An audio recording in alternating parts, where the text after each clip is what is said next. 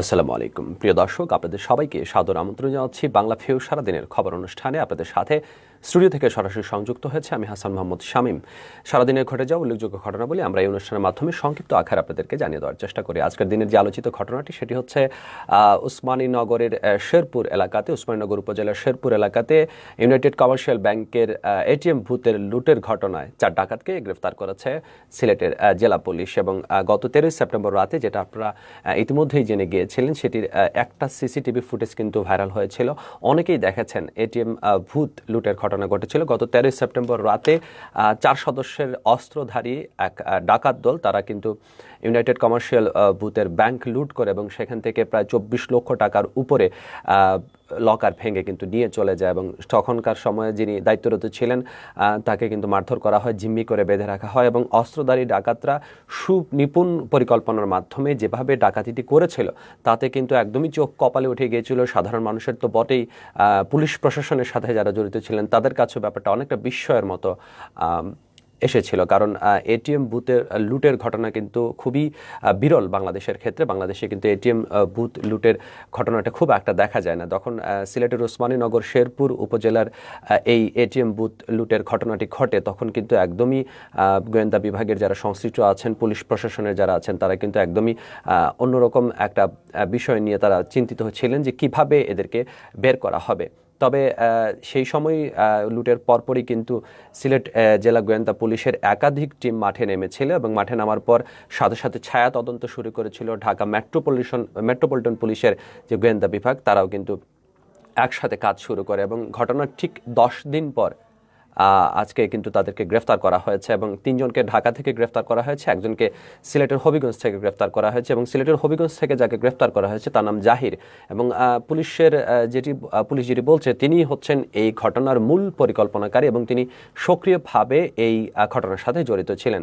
সবচেয়ে interesting part হচ্ছে এই যে ব্যাংক এটিএম বুথের লুটের ঘটনাটি কিন্তু তারা পরিকল্পনা করেছিলেন বিদেশে বসে।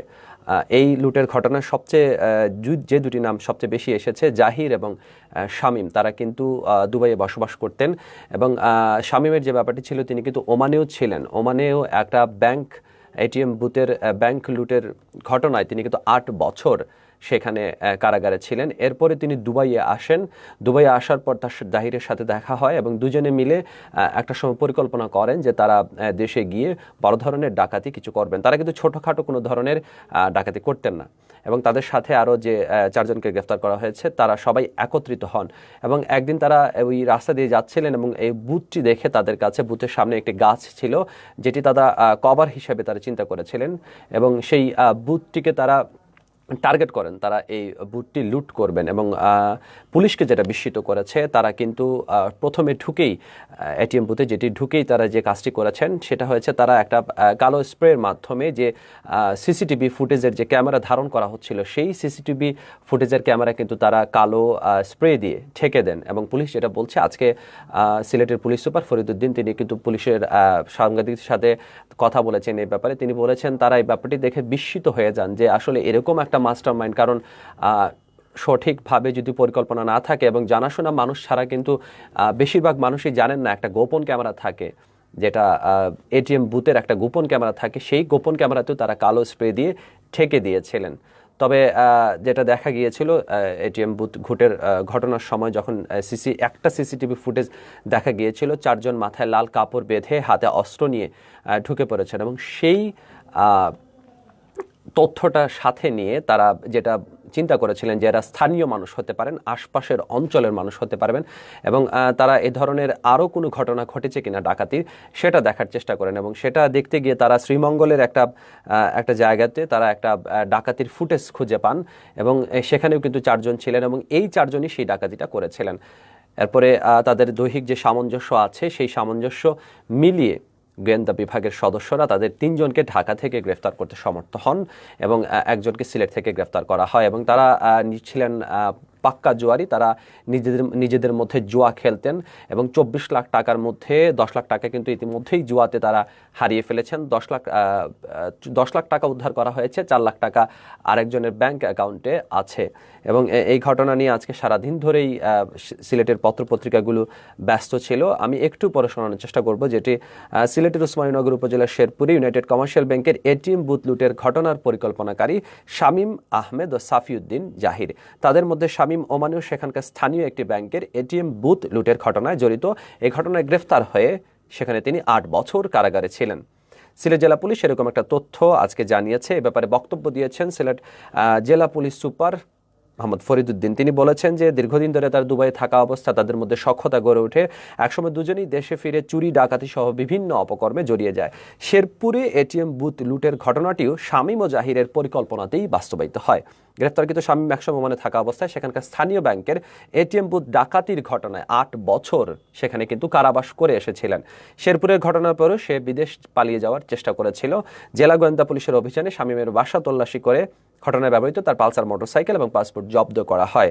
গত 13 সেপ্টেম্বর রাতে 3টার দিকে এই ঘটনাটি তারা ঘটিয়েছিলেন এবং বুথের নিরাপত্তা প্রহরীকে জিম্মি করে বেঁধে ফেলে বিভিন্ন যন্ত্রপাতি ব্যবহার করে বুথে থাকা মেশিনের 24,5,500 টাকা লুট করে নিয়ে যান। এবং এই ঘটনায় ব্যাংক কর্তৃপক্ষ পরবর্তীতে উসমানীনগর থানায় অজ্ঞাত 4 জনকে আসামি করে মামলা করে। এই ঘটনায় কিন্তু ব্যাংকের যে নিরাপত্তা সংশ্লিষ্ট যে দুর্বলতাগুলো উঠে এসেছে সেটা পুলিশ সুপার আমাদেরকে জানিয়েছেন আজকে তার লিখিত বক্তব্যের মাধ্যমে।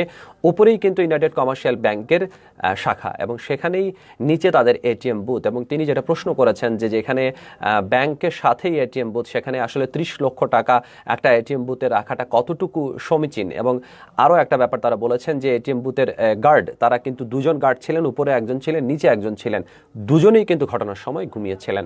এবং এই ব্যাপারগুলো মনিটরিং করা হয় না। আরেকটা ব্যাপার উঠে এসেছে যেটি হয়েছে যে সিসিটিভি ফুটেজে ওই ডাকাতরা ঢোকার আগে এবং পরে কোন রেকর্ড কিন্তু ব্যাংকের কাছে নেই। এবং ব্যাংকের যিনি ম্যানেজার তিনিও কিন্তু সিসিটিভির ফুটেজের পাসওয়ার্ডটা পর্যন্ত জানেন না। অর্থাৎ 30 লাখ টাকা এই জায়গাটিতে রাখা হয়েছে এবং এই টাকা দেখাশোনার ব্যাপারে যে ধরনের মনিটরিং দরকার ছিল, ইভেন যে সিসিটিভি ফুটেজগুলো মনিটরিং করা হলে কিন্তু ঠিক সেই সময়টাতেই ডাকাতরা যখনই ব্যাংকে প্রবেশ করেছেন, তখনই কিন্তু এটিএম বুথে প্রবেশ করেছেন, তখনই কিন্তু সেটা উদ্ধার করা সম্ভব হতো। এবং এই বিষয়গুলো যদি জোরদার না করা হয় তাহলে কিন্তু পুলিশ সুপার যেটা বলছেন আরও অনেক ডাকাতির ঘটনা আসতে পারে। তবে বাংলাদেশে এই ধরনের ঘটনা খুবই কম, যেহেতু এরা বিদেশেই ডাকাতি করে এসেছেন, ওমানের মতো জায়গাতে যেখানে এটিএম বুথ লুটের ঘটনা করে এসেছেন, 8 বছর কারাগারে ছিলেন। তারা আসলে মাস্টার মাইন্ড ছাড়া আর কিছু নয়। তবে শেষ পর্যন্ত কিন্তু পুলিশের, র্যাবের এবং গোয়েন্দা পুলিশের যে সমন্বিত যে কার্যক্রম ছিল সেই কার্যক্রমের মধ্যে কিন্তু তাদেরকে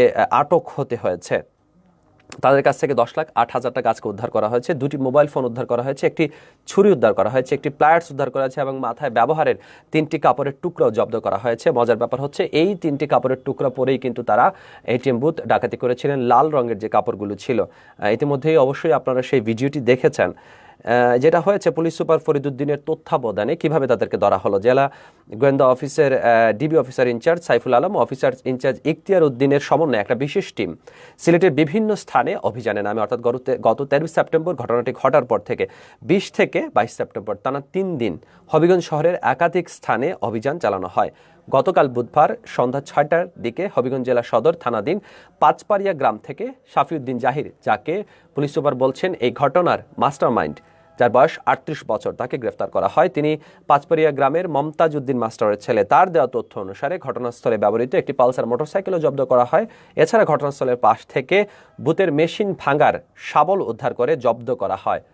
দর্শক, যে শাবল দিয়ে তারা কিন্তু এটিএম বুথের মেশিনটি ভেঙেছিলেন, সেই শাবলটি কিন্তু তারা ফেলে চলে গিয়েছিলেন এবং পরবর্তীতে তথ্য পাওয়ার পরেই তাদের এই শাবলটি উদ্ধার করা হয়। পুলিশ সুপার যেটা বলেছেন, ব্যাংক এটিএম লুটের ঘটনা দেশে বিরল। ব্যাংকের কঠোর নিরাপত্তা ব্যবস্থা ভেঙে এ ধরনের লুট তাদেরকে বিস্মিত করেছে।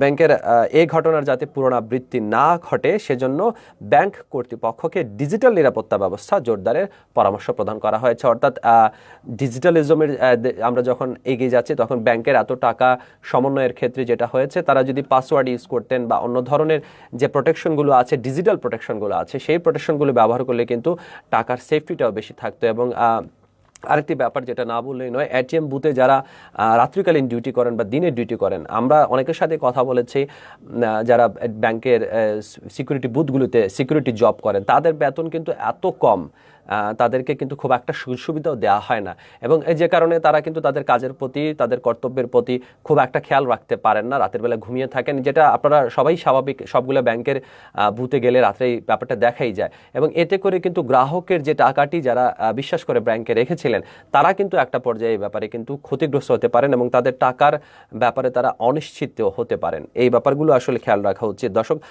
আজকে এই ঘটনার বাইরেও আরেকটি গুরুত্বপূর্ণ ঘটনা আছে, যেটি হয়েছে ঝুমন দাস অবশেষে ঝুমন দাসের জামিন হয়েছে। ঝুমন দাস ডিজিটাল নিরাপত্তা আইনের মামলায় প্রায় 6.5 মাস কারাভোগের পর অবশেষে জামিন পেয়েছেন সুনামগঞ্জের শাল্লার বাসিন্দা ঝুমন দাস।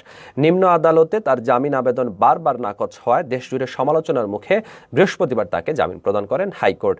এবং বৃহস্পতিবার সকালে বিচারপতি মোস্তফা জামান ইসলাম ও বিচারপতি কে এম জাহিদ সারওয়ার কাজলের হাইকোর্ট বেঞ্চ বৃহস্পতিবার এই আদেশ দেয়। ঝুমনকে 1 বছরের জন্য জামিন দিয়েছেন আদালত, তবে এই সময়ের মধ্যে দেশের বাইরে যেতে পারবেন না তিনি, এমনকি আদালতের অনুমতি ছাড়া যেতে পারবেন না সুনামগঞ্জ শহর, যেখানে তিনি থাকেন সেই সুনামগঞ্জ শহরের বাইরেও তিনি যেতে পারবেন না। ঝুমন দাসের বয়স 25 বছর।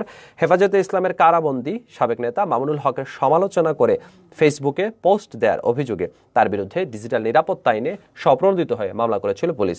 এবং 16 মার্চ ফেসবুকে আপত্তিকর পোস্ট দেওয়ার অভিযোগ তুলে 17 মার্চ এবছরেরই সুনামগঞ্জ শাল্লা উপজেলার নোয়াগাঁও গ্রামের সংখ্যালঘুদের বাড়িঘর এবং মন্দিরে হামলা চালানো হয়। এর আগে 16 মার্চ রাতে ঝুমনকে আটক করে থানা পুলিশ।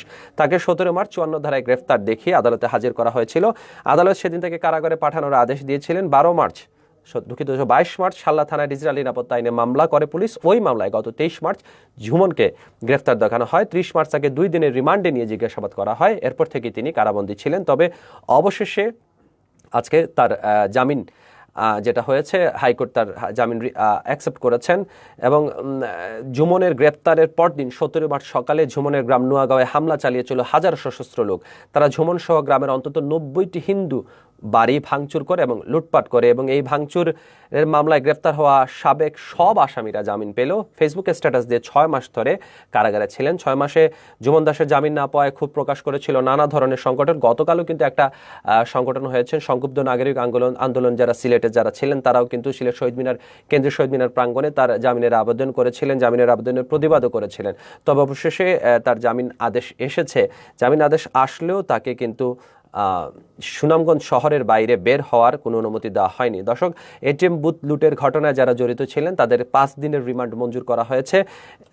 এই 4 আসামির 5 দিনের রিমান্ড মঞ্জুর করেছেন আদালত। এবং আজকে বৃহস্পতিবার দুপুরে সিলেটের জ্যেষ্ঠ বিচারিক হাকিম আদালতে তোলা হলে তাদেরকে রিমান্ডে পাঠান বিচারক মাহবুবুল হক ভূঁইয়া। আমরাও আশা করব এ ধরনের ঘটনার যেন পুনরাবৃত্তি না হয়, এবং যেটা হয়ে থাকে এই ধরনের ঘটনায় পুলিশের যে তড়িৎ পদক্ষেপ এবং 10 দিনের মাথায় যারা এই ঘটনার সাথে জড়িত ছিল তাদেরকে গ্রেফতার করার বিষয়টি আসলেই সাধুবাদ পাওয়ার যোগ্য।